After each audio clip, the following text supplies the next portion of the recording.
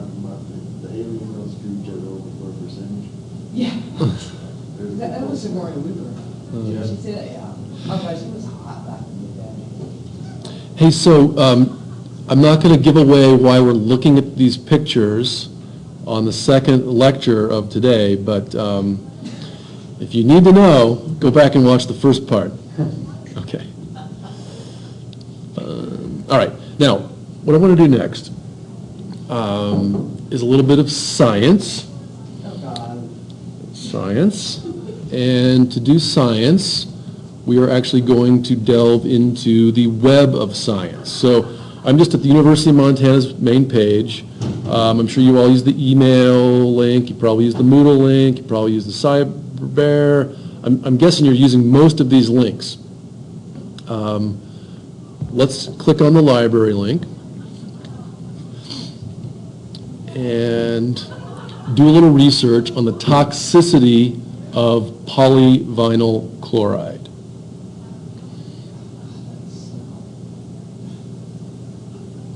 Those are big words. Poly, 2 syllables, vinyl, 1, chloride, 2. Yeah, that's a 5-syllable word. Polyvinyl chloride. PVC, a little easier. Okay, so the library is always changing its look, but go and take a look for this link called Research Tools. A lot of people, I think, are tempted at first to click on this Search Everything button. Don't do that. We're going to go a little more professional here. Click on Databases instead. Click on Databases, and then come in and click on W. And there are lots of databases, but really the one that is, and this is kind of fun and new too. I'm not going to click over there on the Mansfield Library, but click on Web of Science. So Web of Science is the Google of the scientific community. I also believe, and this used to be the case, I'm not sure if it's true anymore, but I think Web of Science firewalls Google. I don't think Google can see inside of Web of Science. I could be wrong. I know they're trying to crawl everywhere they possibly can on the web, but this is run by Thomson Reuters. They've got a lot of very high-skilled, relatively well-paid individuals that are maintaining this database, so constantly putting new articles in, and not only keeping track of which papers reference older papers, but they also keep track of which papers are getting referenced by newer papers. So that this thing sort of looks forward and backward in referencing time. And that's kind of why you would think of it as a Web of Science. So if I've got my one little paper sitting here in 2015, going backwards in time, I might have referenced 50 papers. Now going forwards in time, another 50, 100, who knows, other researchers might reference me, and therefore the Web of Science, if you will. Okay. Now, there are multiple fields we can search within. If we knew a popular author, like somebody who's built their reputation on understanding the toxicity of PVC, we would go into that field and just type in an author, Smith. But really what we're after is the topic, and I'm just going to take a stab here and type in PVC. And what I'm also going to encourage you to do is use this experience of searching as a scientific exploration in its own. So let me just type in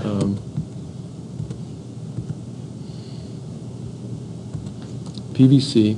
For some reason my screen just froze.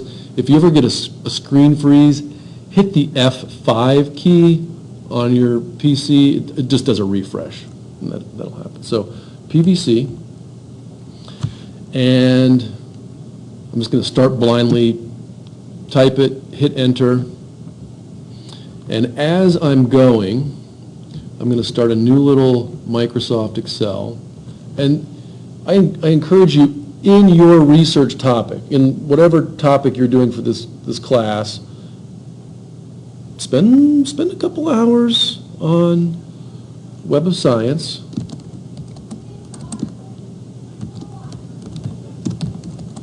Research. And this is going to be November 3rd, 2015.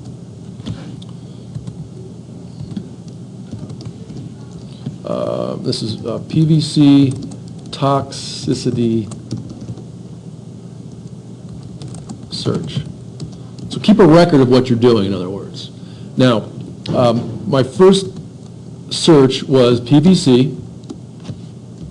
So here's keyword, hits. How did I get 19,000 hits? Too many. But I'll go ahead, 19,354. Okay. Now, there's some of those PVCs is going to be the mechanical properties, how you make it, what it's used for, how you bend it, how you shape it. We're not that interested in that at the moment. So let's go back. Let's add another field, and we'll type in toxicity.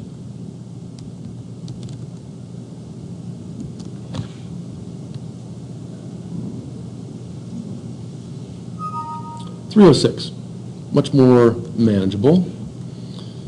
And I'll insert another field here. Insert, so this is search number 2. Keyword, PVC, toxicity. Now, we made a date of this, obviously going into the future. You run this search again in 2020. This number might go up by another 20%. This number might go up by another 30%. You could plot that with time too. If this was going to become your field of study, you would want to know that kind of numbers. How many papers are being published on this topic. I'm going to take it one step further, add another field, and I'm going to type in cancer.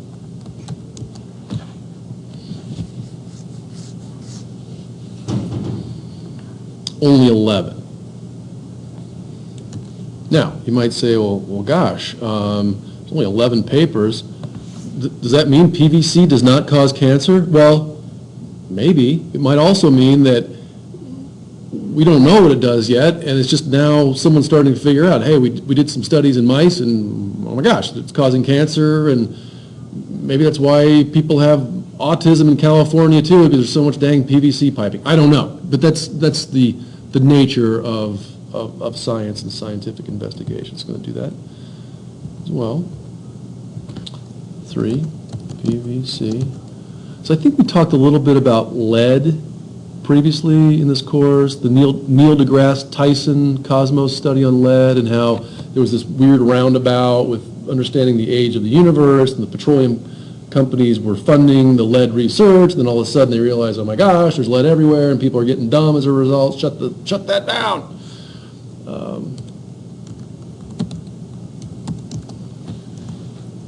So imagine, though, if it turned out that PVC was causing epidemiological scale diseases in people, what that would do to the industry.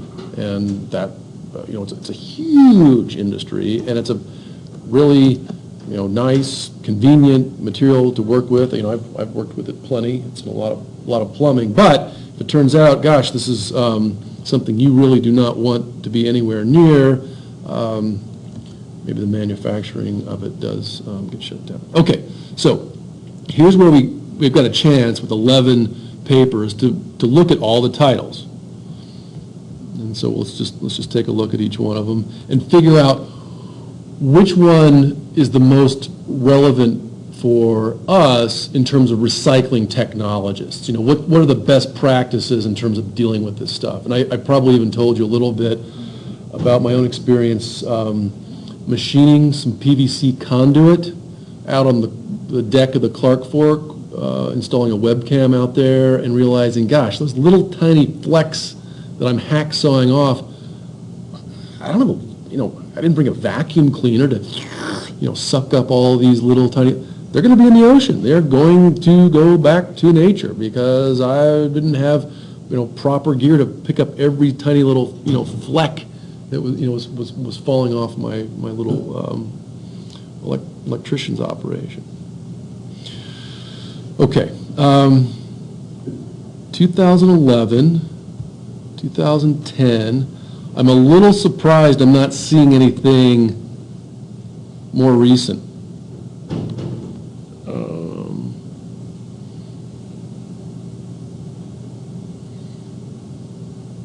Human sarcoma cell lines, that's cancer. So this is not the PVC pipe itself. These are the chemicals that are going into its manufacturing.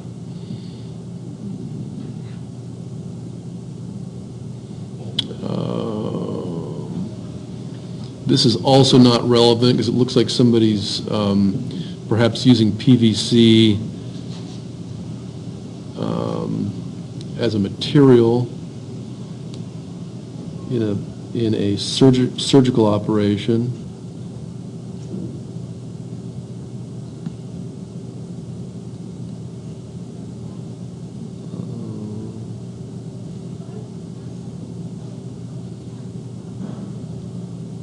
Health risk posed by use in PVC medical. Let's just take a look at this guy. This is, skin touching PVC. So similar, like, if you're in a recycling situation and you're touching PVC on a regular basis, let's just take a look at background polyvinyl chloride plastics made flexible through the addition of di-2-ethyl hexyl phthalate are used in the production of a wide array of medical devices.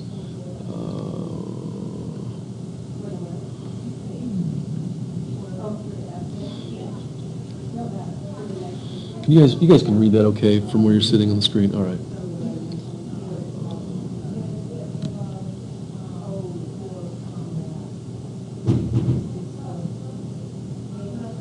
So talking about developmental issues.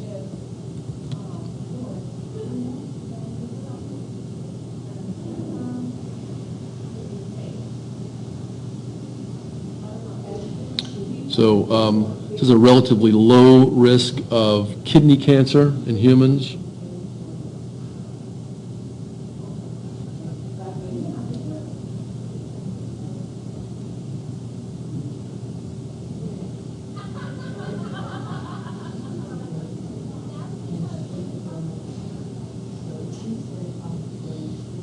All right. So this is one really nice thing about the Web of Science I was mentioning previously. This has been cited 214 times. Now it could be that our little, it's been cited 214 times since it was published in 2001. Let's see if we can't grab the full text, because I want to see what they do. Did they inject the DEHP into rodents, see how much cancer they get? Did they actually get a whole bunch of people together and see, okay, who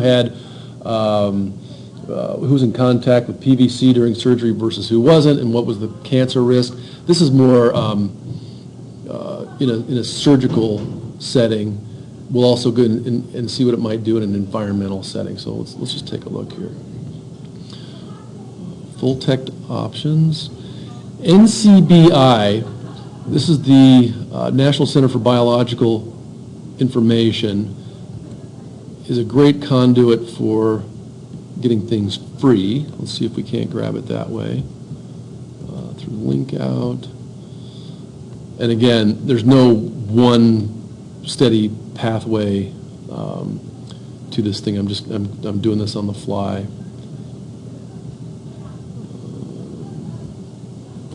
So right here, get PDF should be the cleanest way to do it. Sometimes this works, sometimes it doesn't. Allow and remember. Okay, here we go. So what I would do from here for your NRGY 270, And guys, you could do a similar thing, like the toxicity, like for your earth tub, what if a plastic fork ends up in the tub? Or what if somebody's used napkin ends up in the tub and the person was actually sick? With post-consumer foods, I mean, that food is like touched a bunch of hands, somebody sneezed on it. The question is, can your tub get its contents hot enough to cook off any pathogens? You probably recently heard about what happened with Chipotle, E. coli. I know they got a lot of problems, I don't know why. Yeah, I'm not sure why either. But and it could have just been employees not washing their hands. It could have been like one particular plant where some guy messed around with the supply. I don't know, but this is what we're talking about now is the intersection between recycling technology and human health. So this is where I really encourage you to spend a little time researching. Okay. So background, PVC.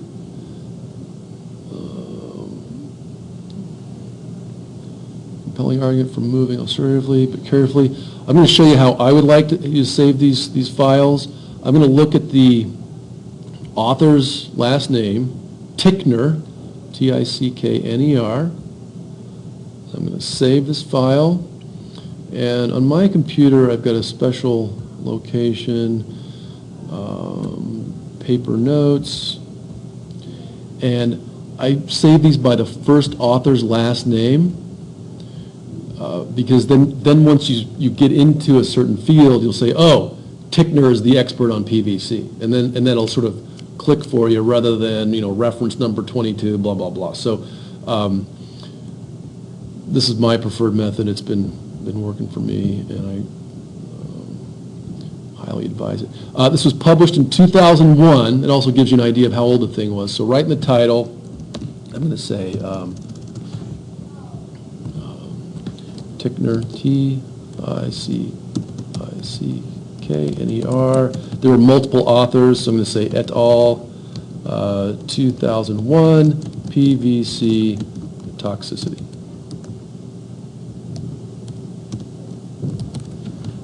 Cancer, because that's how we found this. So next time I go back, I can search on Tickner 2001 PVC toxicity and cancer, and this paper will pop right up. So we'll save it. And we'll just take a little look through it. So they did a meta-study for 45 years of data, looking through Medline, and that's another database. They looked at they read 120 papers.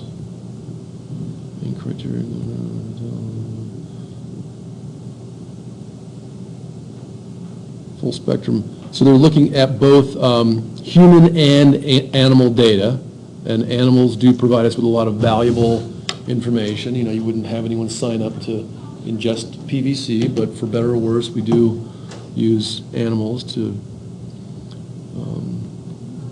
bear that burden. So they're mainly looking at DEPH, phthalate, and I want to take a quick look at that chemical.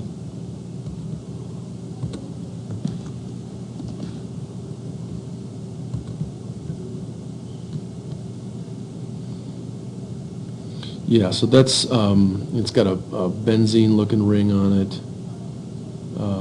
ME there stands for methane. You can see that in the one next door, and typically toxicity occurs because this molecule, and I don't know which one, but this molecule is going to look like something else in your body. And it's going to get in there and attach to something that your body would normally make, metabolize, but screw it up in some way.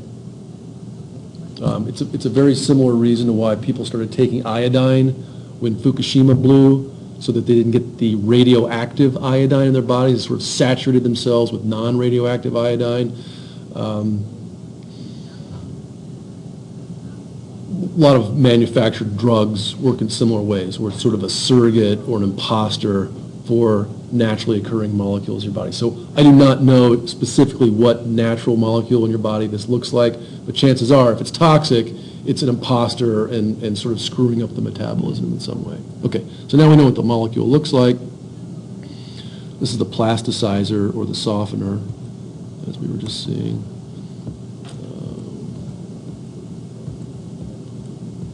Websites. Where'd you go?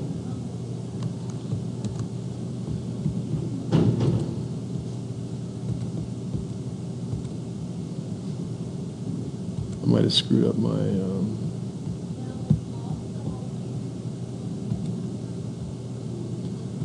let's just go back. Oh, no, it's right here, okay.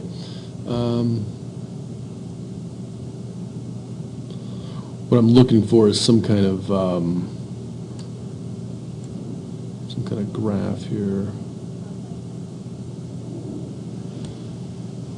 So this is where you would be exposed to the DEHP. So in dialysis, blood transfusion. So this is obviously plastics coming into contact with the intimate portions of your body.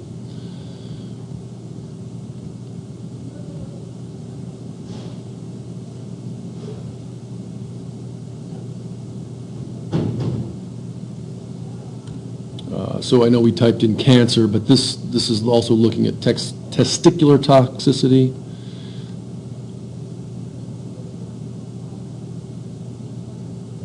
Okay, so what they're and now here's the key thing in any environmental study. How much does it take to become toxic, right? If I've got one mercury atom floating around in my body, and I'm sure I've got way more than one, is it going to kill me? No. You know, if I've got a kilogram of it floating around, yeah, I'm probably dead. It's the same thing with blood alcohol content. So every single environmental study, you're going to have to look at how many grams per kilogram. Now that's a lot. I mean, one gram per kilogram, and that means of every if this rodent weighs, let's just say a pound, so it weighs a half a kilogram, it's getting a half gram. One in every 1,000 molecules in this rodent's body is this DEP. That's a pretty large dose. So, for you, let's say you weigh 100 kilograms, it's like eating 2 pounds of this stuff just to get to this 1 gram level. And probably going to affect your sperm count a little bit. So if it happens in rats, more than likely going to happen in humans. Now so then the EPA has to come in and say, well, we've found this to be the case in rats.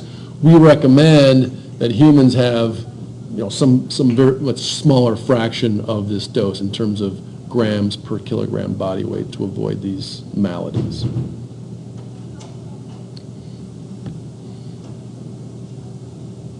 So different organ systems, lungs,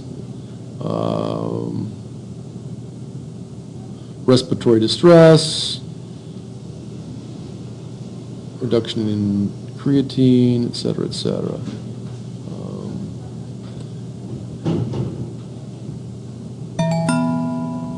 So these guys were putting a bunch of the chemical into rats, and they were dying. There we go. Okay. So, take a look at something like this. So here's one paper.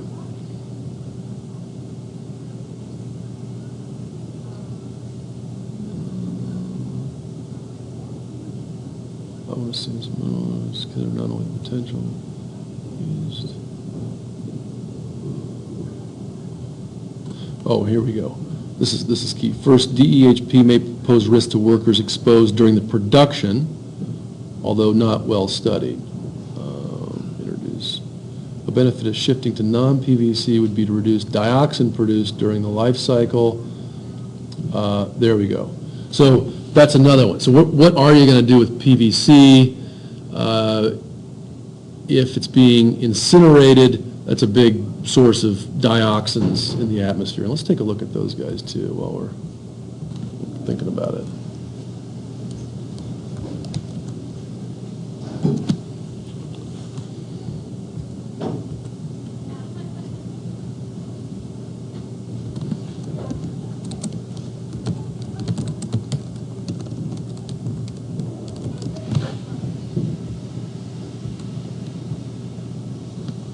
Okay, here we go. And what one is this from? This is a dioxin. So we were just reading through the paper where we looked at the toxicity of PVC.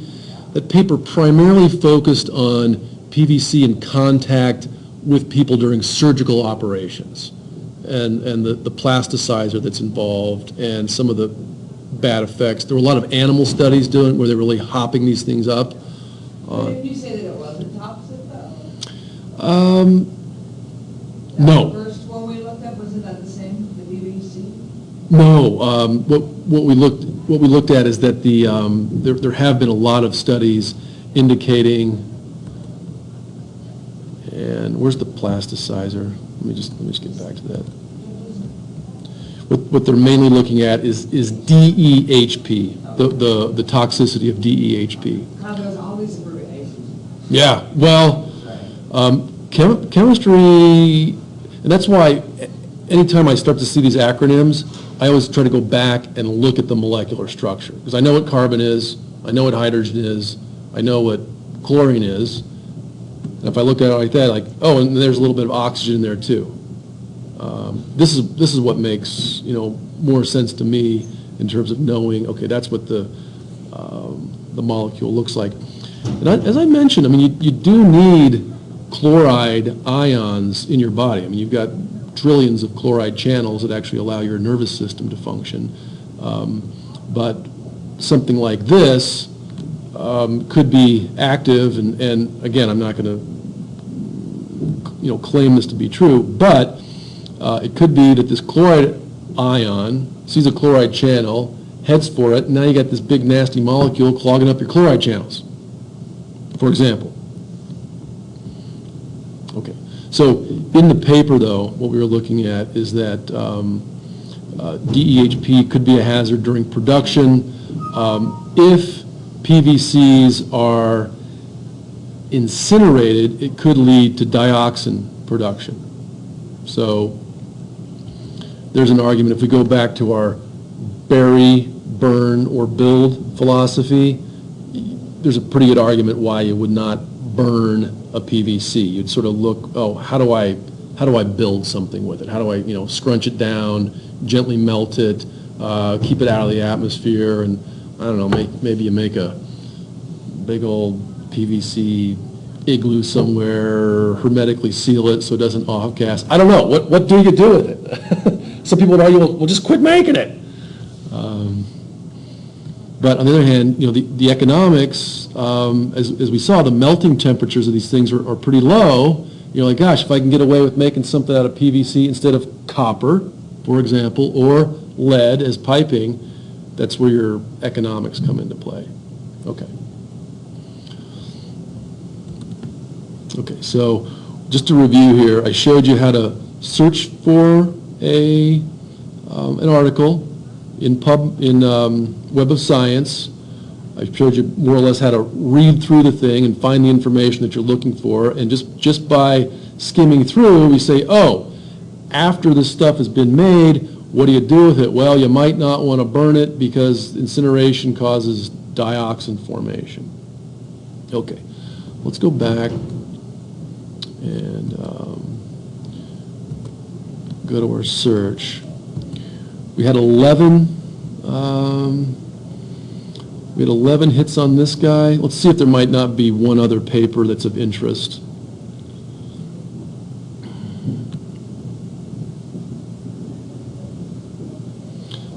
Let's take a look at this one.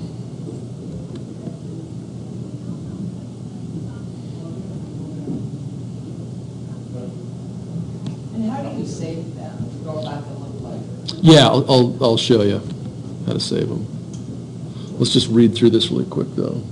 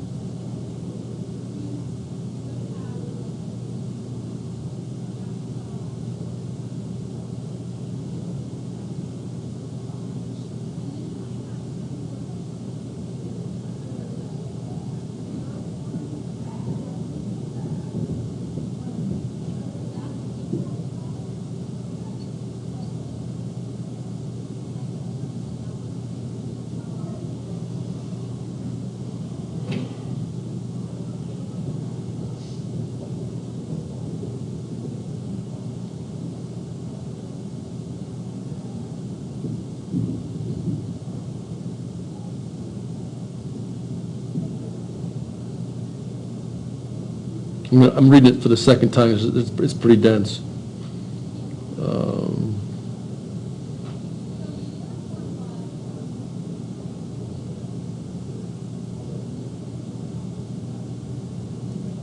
So it's funny. So they're actually seeing if the DEHP could be a chemosensitizer in cancer therapy. So the way I'm reading that is that it actually enhances the effect of a chemotherapy.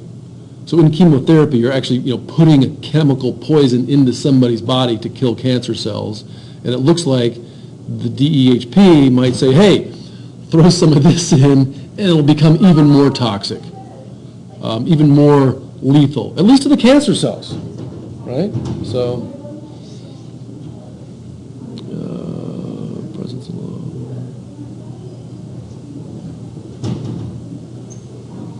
All right. This guy's not been cited as many times. Let me show you, though, Shelley, to answer your question. Let's just say you do want to save this one. Full text options. I'm going to click down on NCBI.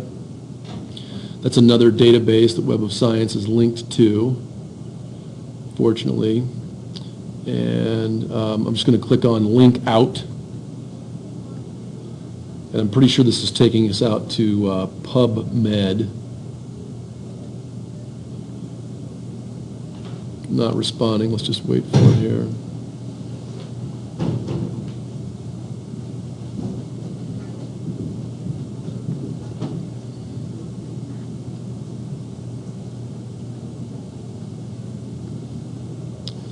So here's the abstract again.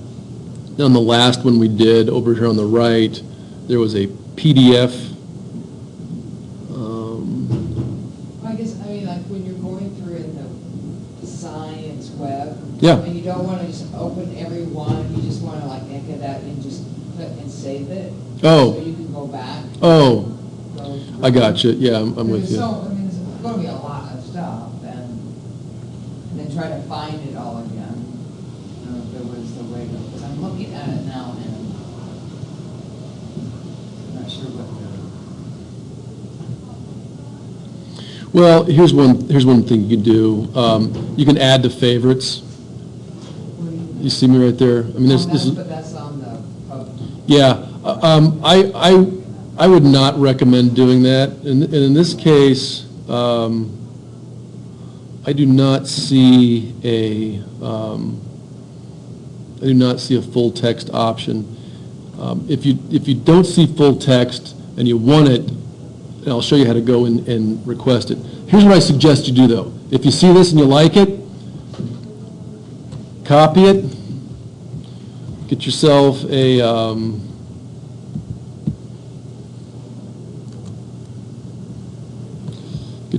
nice, fresh Microsoft Word document.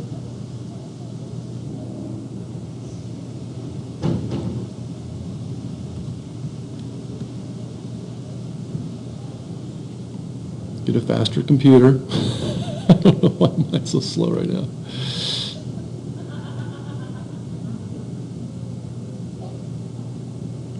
I would not rely on the web to save something for you, is what I'm saying. So see the information on the web, copy it, get your own local version of Microsoft Word going.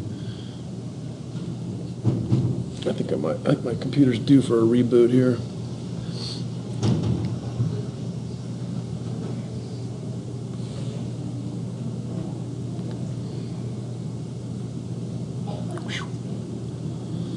Normally it's much faster than this.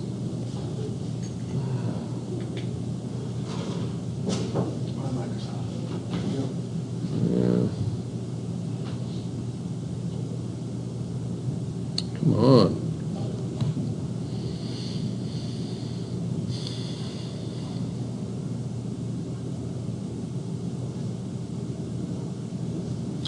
You know, I downloaded a new version, and then just paste it like that.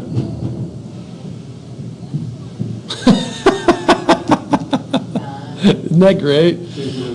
Oh my gosh, that's too funny. Sometimes you have to take a screenshot. It won't let you. Nah, I just Yeah, my poor machine's getting slow here. Copy it. And even, you can go under paste. You can just paste it as text. That's maybe a little safer, all this other stuff. And that way you can go back and find it easily. And you can go back and, search under the author name, search under keywords. All right. So let's go back into Web of Science, if we can.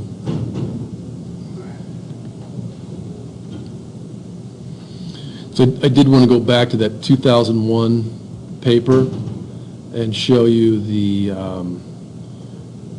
really cool feature of searching forward.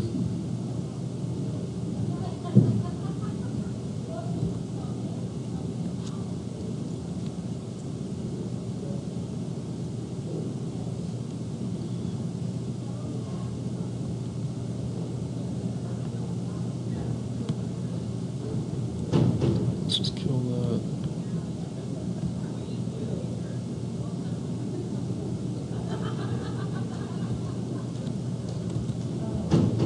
A lot of extra stuff over there.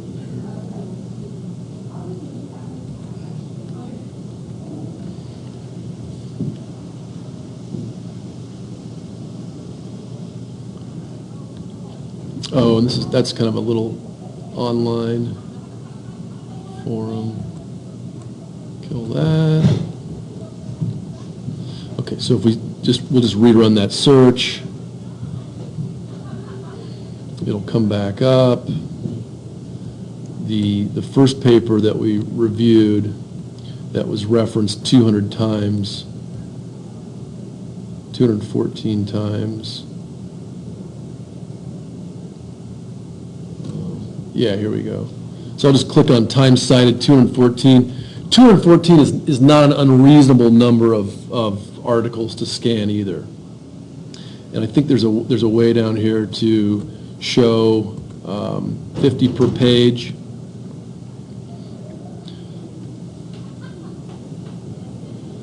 So, here's a general one. How do these chemicals affect your kidney? And it could turn out that you find something else to look at.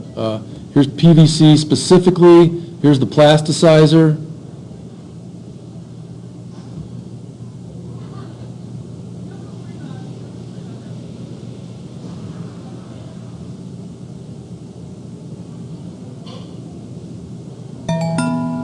This is kind of wild how the molecule itself behaves in an electric field.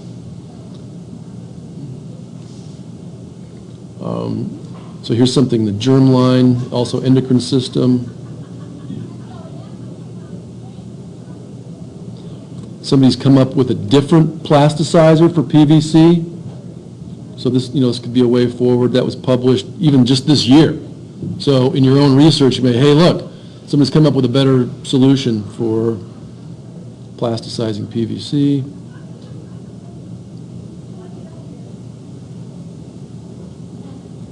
Here's another one. So no shortage of additional references. And it's just going to be up to your discretion to see which one is the most approachable and the most relevant for my particular research.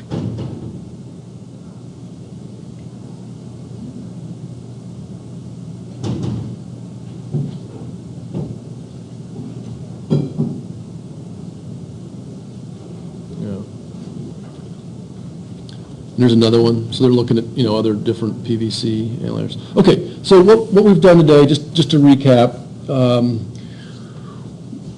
we've done some research into the toxicity of PVC because it's one thing to sort of claim, oh, this stuff is toxic, it's toxic. Where's the data? Show me the data. There have been many millions of dollars spent killing lots of animals in the lab to say, oh yeah, look. It is in fact toxic. So if you're going to make a statement or an argument for better recycling and repurposing practices, it's good to have some data behind you. So take a look in the literature.